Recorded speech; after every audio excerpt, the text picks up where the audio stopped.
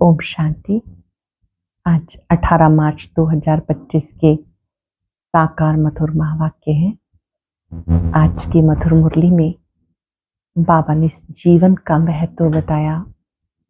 बाबा ने याद दिलाया ये ब्राह्मण जीवन बहुत अमूल्य है। अब आप हद से निकलकर बेहद में आए हो। आपका जन्म हुआ है जगत कल्याण करने के लिए। बहुत ऊंचा स्वमान है कि मेरा जन्म महान कार्यों के लिए हुआ है, जगत कल्याण के लिए हुआ है। देह अभिमान को छोड़ देही अभिमानी बनना है। ये पहली पहली मेहनत है जो हर एक को करनी है कि मैं देह नहीं, मैं आत्मा हूँ, शुद्ध आत्मा हूँ। स्त्री पुरुष का भान समाप्त हो जाए। एक सेकंड में मुक्ति, जीवन मुक्ति का अधिकार लेने के लिए सूक्ष्म देह अभिमान को मिटाने की खूब मेहनत करनी है। इसी समय रचयिता और रचना की नॉलेज हमें रचता बाप से मिलती है। जो बच्चे इस नॉलेज को समझते हैं वो नॉलेजफुल बन जाते हैं। बाबा कहते हैं मैं वेदों शास्त्रों का यथार्थ ज्ञान, यथार्थ सार तुम्हें सुनाता हूं। इसी समय शिव बाबा ब्रह्मा मुख से ज्ञान देते हैं जिसका शास्त्रों में यादगार गौमुख के रूप में है। बहुत ही सूक्ष्म मेहनत है देह अभिमान को तोड़ने की।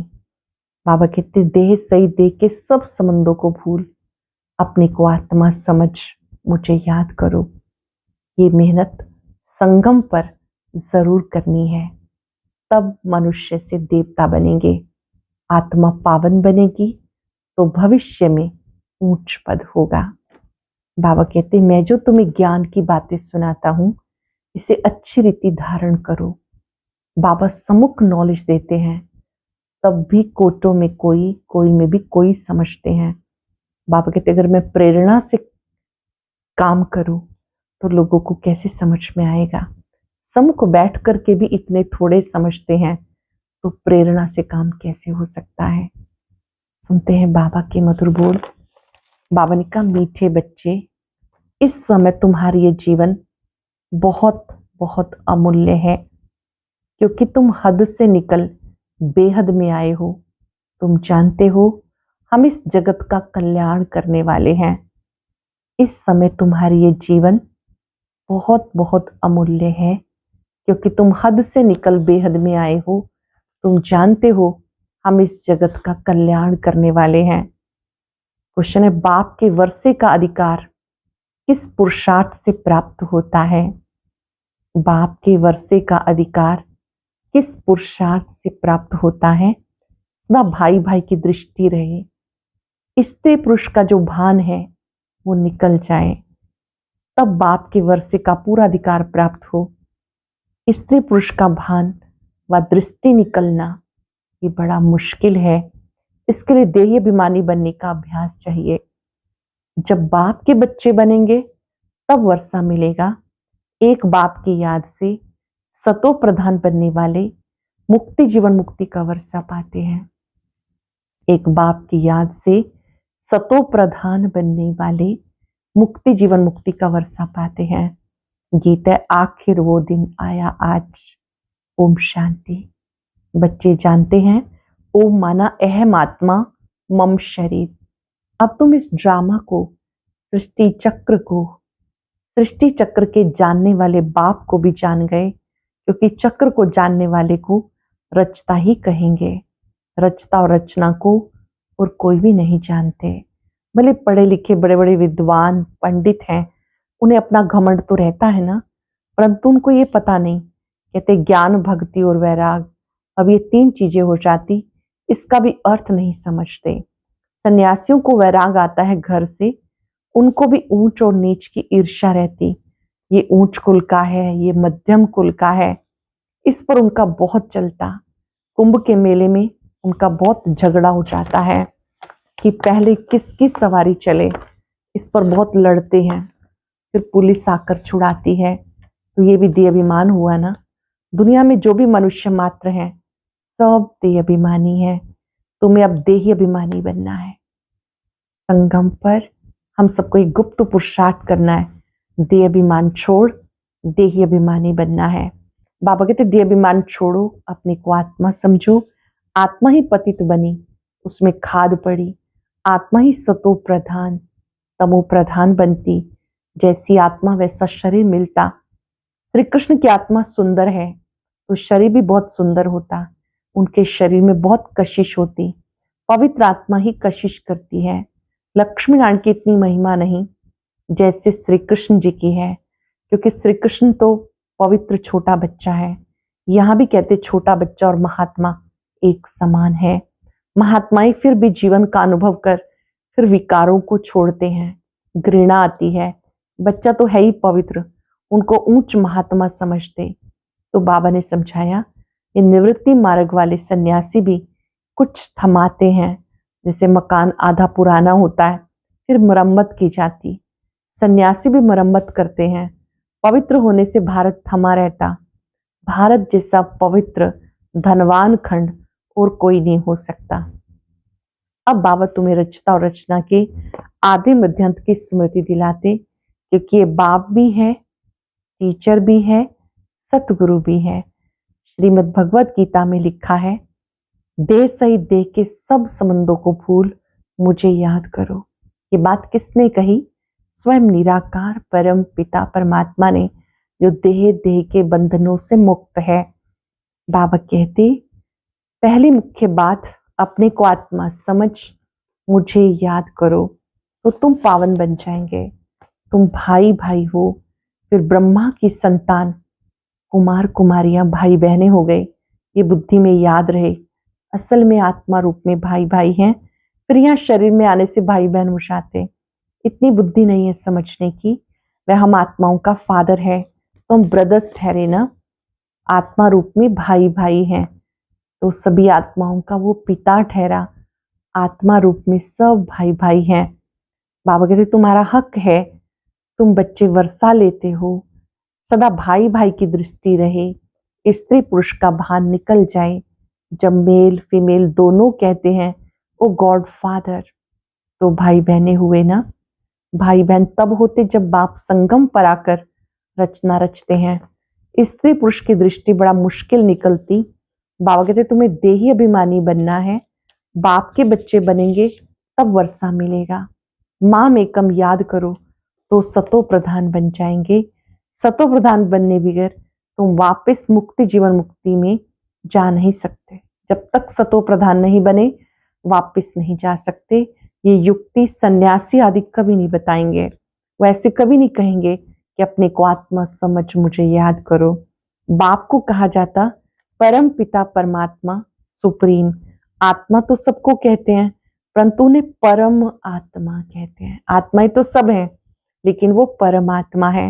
वो बाप कहते बच्चे मैं आया हूं तुम बच्चों के पास, हमें बोलने के लिए मुख तो चाहिए ना।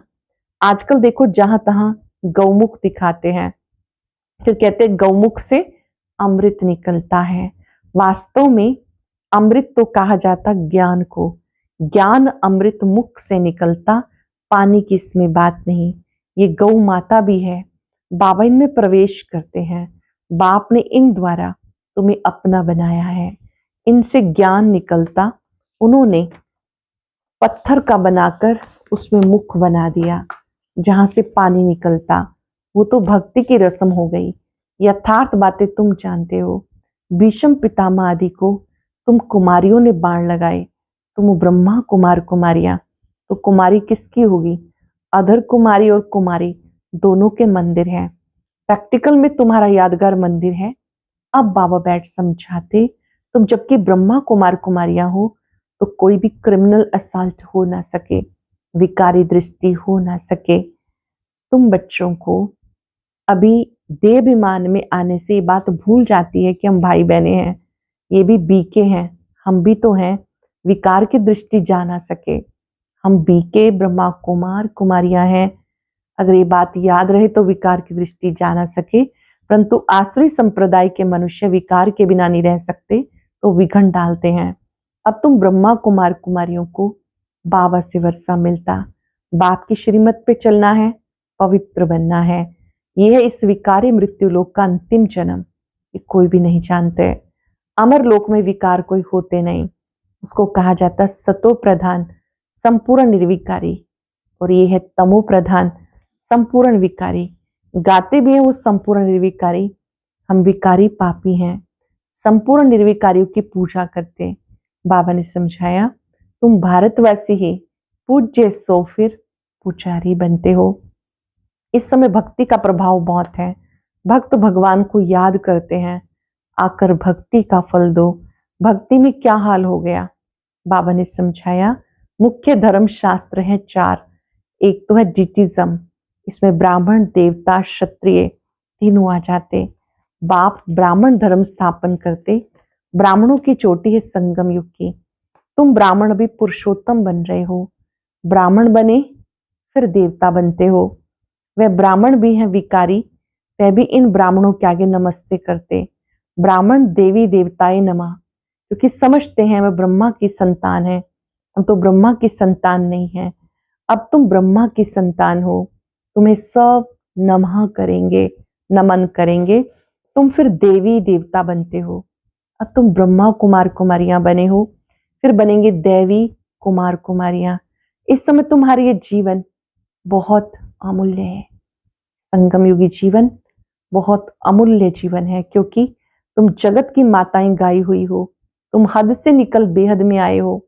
तुम जानते हो हम इस जगत का कल्याण करने वाले हैं, तो हर एक जगत अम्बा जगत पिता ठहरे। इस नरक में मनुष्य बड़े दुखी हैं, हम उनकी रूहानी सेवा करने आए हैं, हम उनको स्वर्गवासी बनाकर छोड़ेंगे। तुम हो सेना, इनको युद्ध स्थल भी कहा जाता। यादव कौरव और पांडव इकट्ठे रहते, भाई भाई है ना। अब तुम्हारे युद्ध भाई बहनों से नहीं, तुम्हारे युद्ध रावण से है। रावण का अर्थ है 5 विकार। भाई बहनों को तुम समझाते हो मनुष्य से देवता बनाने के लिए, तो बाबा समझाते देह सहित देह के सब संबंध छोड़ने हैं। यह पुरानी दुनिया, इतने बड़े बड़े डैम कैनाल्स आदि बनाते कि पानी नहीं है, प्रजा बहुत बढ़ गई, वहां तुम रहते ही बहुत थोड़े हो। नदियों में पानी भी ढेर रहता है, अनाज भी बहुत होता। यहाँ तो इस धरती पर करोड़ों मनुष्य हैं, वहां सारी धरती पर शुरू से 9-10 लाख होते हैं, और कोई खंड होता ही नहीं। तुम थोड़े से ही वहां रहते हो, तुम्हें कहीं जाने की दरकार ही नहीं रहती, वहां सदा बाहरी मौसम होता है। 5 तत्व भी कोई तकलीफ नहीं देते, ऑर्डर में रहते हैं, दुख का नाम नहीं, वो है बहिष्ठ। वो सत्युगी दुनिया कहलाती है बहिष्ठ। अभी है दोजक, ये शुरू होता है बीच से। देवताएं वाम मार्ग में गिरते तो रावण राज्य शुरू हो जाता है। देवी देवताएं विकारी मार्ग में चले जाते द्वापर से, तो रावण राज्य शुरू हो जाता। तुम समझ गए हो, हम डबल सरताज पूज्य बनते, फिर सिंगल ताज वाले बनते। सत्युग में पवित्रता की निशानी दिखाते हैं। देवताएं तो पवित्र हैं, यहाँ पवित्र कोई नहीं है। जन्म तो फिर भी विकार से लेते हैं ना, इसलिए इसे भ्रष्टाचारी दुनिया कहते। सत्युग है श्रेष्ठाचारी, विकार को ही भ्रष्टाचार कहा जाता। बच्चे जानते सत्युग में पवित्र प्रवृत्ति मार्ग था, और अब अपवित्र हो गए। फिर पवित्र श्रेष्ठाचारी दुनिया बनती, सृष्टि का चक्र फिरता रहता। परम पिता परमात्मा को पतित पावन कहते, मनुष्य कहते हैं भगवान प्रेरणा करता है। अब प्रेरणा माना विचार करना, इसमें प्रेरणा की तो कोई बात ही नहीं। वो खुद कहते तुम्हें शरीर का आधार लेना पड़ता है, मैं बिना मुख के शिक्षा कैसे दूं। बाबा कहते मुझे भी शरीर का आधार लेना पड़ता, बिना मुख के शिक्षा कैसे दूं। प्रेरणा से कोई शिक्षा दी जाती है क्या? भगवान प्रेरणा से कुछ भी नहीं करते हैं।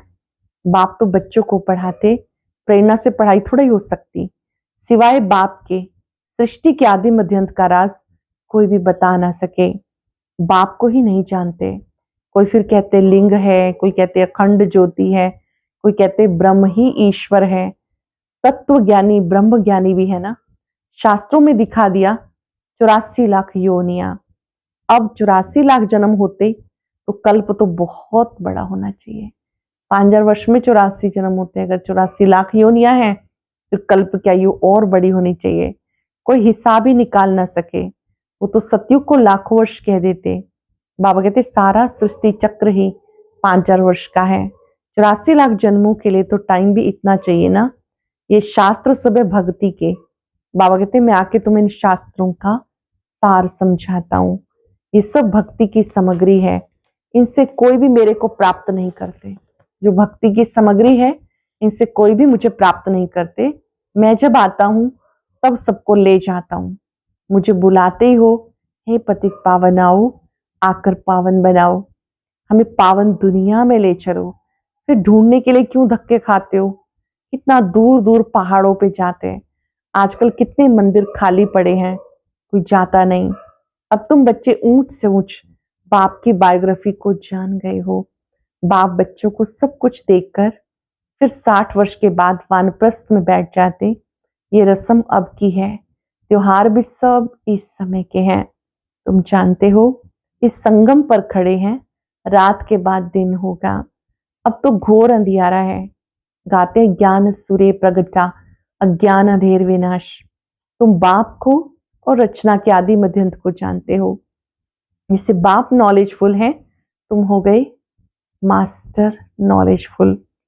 तुम बच्चों को बाप से वर्षा मिलता बेहद के सुख का, लौकिक बाप से हद का वर्षा मिलता है। जिससे अल्पकाल का सुख मिलता, जिनकी सन्यासी कागविष्ठा के समान सुख कह देते हैं, वो फिर यहाँ आकर सुख के लिए पुरुषार्थ कर ना सके। वो है ही हठ योगी और तुम हो राजयोगी। तुम्हारा योग है बाबा के साथ, उनका है तत्व के साथ। ये भी ड्रामा। हम सबका योग बाबा के साथ, ये सर्वश्रेष्ठ योग है। जो हम शिव बाबा से योग लगाते हैं उनका है तत्व के साथ। ये भी ड्रामा। अच्छा, मीठे मीठे सिक्के रदे बच्चों प्रति माता पिता बाप दादा का याद प्यार। Good morning. रूहानी बाप की रूहानी बच्चों को नमस्ते। रूहानी बच्चों की रूहानी बाप दादा को याद प्यार नमस्ते। Good morning. शुक्रिया बाबा, शुक्रिया। धारणा के लिए सार। पावन बनने के लिए हम आत्मा भाई भाई हैं, फिर ब्रह्मा बाप की संतान भाई बहनें हैं। ये दृष्टि पक्की करनी है। आत्मा और शरीर दोनों को पावन सतो प्रधान बनाना है। दे अभिमान छोड़ देना है। मास्टर नॉलेजफुल बन सबको रचता और रचना का ज्ञान सुनाकर घोर अंधियारे से निकालना है। नरकवासी मनुष्यों की रूहानी सेवा कर स्वर्गवासी बनाना है। मास्टर नॉलेजफुल बन सबको रचता और रचना का ज्ञान सुनाकर घोर अंधियारे से निकालना है। स्वर्गवासी मनुष्यों की रूहानी सेवा कर स्वर्गवासी बनाना है। नरकवासी मनुष्यों की रूहानी सेवा कर उन्हें स्वर्गवासी बनाना है। वरदान है मास्टर ज्ञान सागर बन ज्ञान की गहराई में जाने वाले अनुभव रूपी रत्नों से संपन्न भव। मास्टर ज्ञान सागर बन ज्ञान की गहराई में जाने वाले अनुभव रूपी रत्नों से संपन्न भव। जो बच्चे ज्ञान की गहराई में जाते हैं वो अनुभव रूपी रत्नों से संपन्न बनते हैं। एक है ज्ञान सुनना और सुनाना, दूसरा है अनुभवी मूर्त बनना। अनुभवी सदा अविनाशी और निर्विघ्न रहते हैं, उन्हें कोई भी हिला नहीं सकता। अनुभवी के आगे माया की कोई भी कोशिश सफल नहीं हो सकती। अनुभवी के आगे कोई भी माया की कोशिश सफल नहीं होती। अनुभवी कभी धोखा नहीं खा सकते। इसलिए अनुभवी अनुभवों को बढ़ाते हर गुण के अनुभवी मूर्त बनो। अनुभवों को बढ़ाते हुए हर गुण के अनुभवी मूर्त बनो। मनन शक्ति द्वारा शुद्ध संकल्पों का स्टॉक जमा करो। जो बच्चे ज्ञान की गहराई में जाते हैं वो अनुभव रूपी रत्नों से संपन्न बनते हैं। एक है ज्ञान सुनना और सुनाना, दूसरा है अनुभवी मूर्त बनना। अनुभवी सदा अविनाशी और निर्विघ्न रहते हैं, उन्हें कोई भी हिला नहीं सकता। अनुभवी के आगे माया की कोई भी कोशिश सफल नहीं होती। अनुभवी कभी धोखा नहीं खा सकते। इसलिए अनुभवों को बढ़ाते हर गुण के अनुभवी मूर्त बनो। मनन शक्ति द्वारा शुद्ध संकल्पों का स्टॉक जमा करो। स्लोगन है फरिश्ता वो है जो देह के सूक्ष्म देहाभिमान के संबंध से भी न्यारा है। फरिश्ता वो जो देह के सूक्ष्म अभिमान के संबंध से भी न्यारा है। अव्यक्त इशारा, सत्यता और सभ्यता रूपी कल्चर को अपनाओ। संपूर्ण सत्यता भी पवित्रता के आधार पे होती है। संपूर्ण सत्यता भी पवित्रता के आधार से होती। पवित्रता नहीं तो सदा सत्यता रह नहीं सकती। सिर्फ काम विकार अपवित्रता नहीं, उसके और भी साथी हैं। तो महान पवित्र अर्थात अपवित्रता का नाम निशान ना हो, तब परमात्म प्रत्यक्षता के निमित्त बनेंगे। महान पवित्र अर्थात अपवित्रता का नाम निशान ना हो, तब परमात्म प्रत्यक्षता के निमित्त बन सकेंगे। आज हम सब याद करेंगे, मैं अनुभवी मूर्त आत्मा हूं। अनुभव बड़े से बड़ी अथॉरिटी है। अनुभवी कभी धोखा नहीं खा सकते। अनुभवी स्थित प्रज्ञ होते हैं। अनुभवी आत्माएं अपने अनुभवों से दूसरों को भी अनुभवी बनाते हैं। उन्हें कोई भी परिस्थिति हलचल में नहीं ला सकती।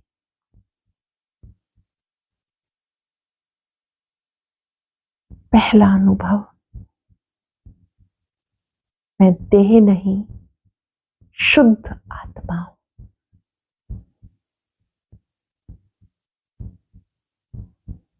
मैं आत्मा गुणों के सागर की संतान, शांति सागर की, शांति की किरणें निरंतर मुझ में समा रही हैं। बाबा से शक्ति लेते जाएं, सबको देते जाएं।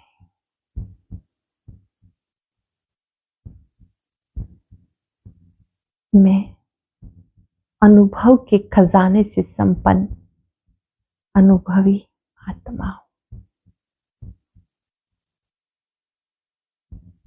शुक्रिया बाबा, शुक्रिया। ओम शांति। अब आज का अव्यक्त इशारा और ज्ञान मोती भी अवश्य सुने।